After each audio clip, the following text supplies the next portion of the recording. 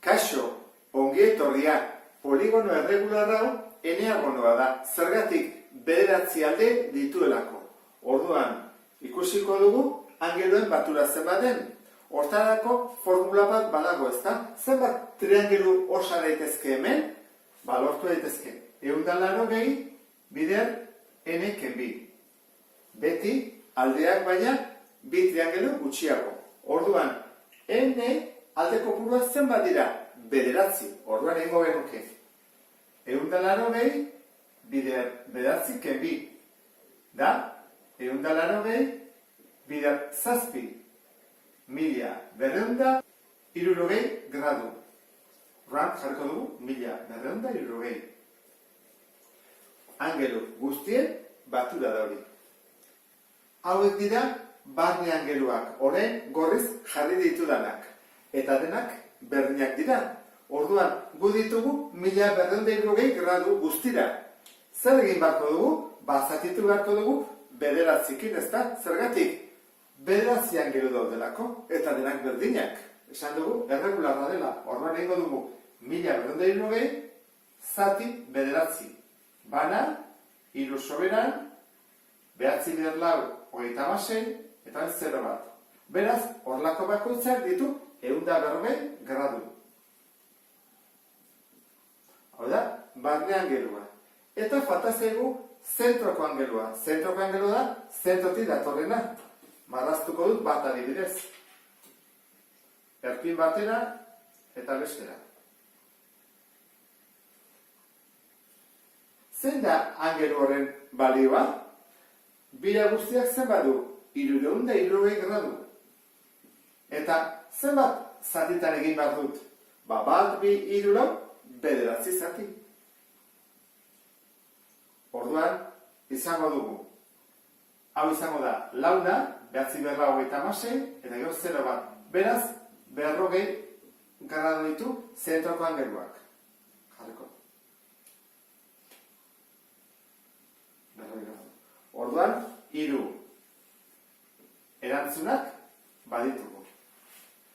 Ariketa honetan, angelu hauen neurriak kalkulatu behar ditugu. Eta lehenengoa, ikusi duzun bezala, zentroko angelu bat da. Hau da denetan errexena. Orduan, goazen kalkulatzea, arko hau zenbatekoa den. Zirkunferentzia nola dago zatituta? 6 zati bernietan, hexagono bat delako. Horrek esan nahi du, egin behar dugula, 360 gradu zati 6. Eta gelditzen zaigu 60 gradu bakoitzak. 60 graduko arkoa du. 60. Eta angelu zentralaren formula badakizu zer den. Hau badi bada A eta hau badi bada B, bere neurria izango da atik bera. Zenbat dira? 60 eta 60. 120 gradu. Hemen jarriko dugu 120 gradu ditu da. Bigarren angelu honen erpina zirkunferentzian gainean dago. Orduan, angelu inskribatu bat da. Zein da bere formula? Izaten da A, B, den erdia. Orduan, goazen ikustea, zein den A eta zein den B. Hemen ikasten bada, hau da A eta hau da B.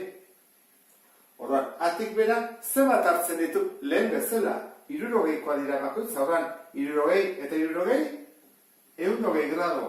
Baina, inskribatua delako egin behar da zati bi. Orduan, ditu, 60 gradu. Jarriko dugu hori, orduan, 60 gradu. Eta hirugarrenean, zer gertatzen da? Hirugarren angelua kanpoko angelu bat da. Ez dago ez barruan, ez da zirkunferentziaren gainean ere. Orduan, hauen formula izaten da, kenketa baten ondorioz lortzen duguna. Eta izaten da, A, B, kentzen dugu zerbait eta egiten dugu zati bi. Orduan hasi gaitezen. Ebakitzailea da? Ez. Zer da? Ukitzailea. Hau ere, ukitzailea da. Orduan, bi puntu bakarri ditugu. Eta da, hau, atik bera. Beraz, atik bera Eta gero, kendu beharko diogu, betik ara doana. Zen bada atik bera dagoen arkoa? 60, 60, 60 eta 60. Oizen bada, 240 gradu. Ken, zen bada hemen, 60 eta 60, 120. Zati bi.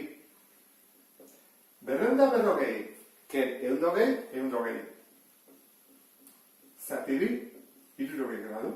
Beraz, hau ere, 60 gradukoa da. Hau bezala. Eta honekin bukatzen dugu. Beste bat arte, agur.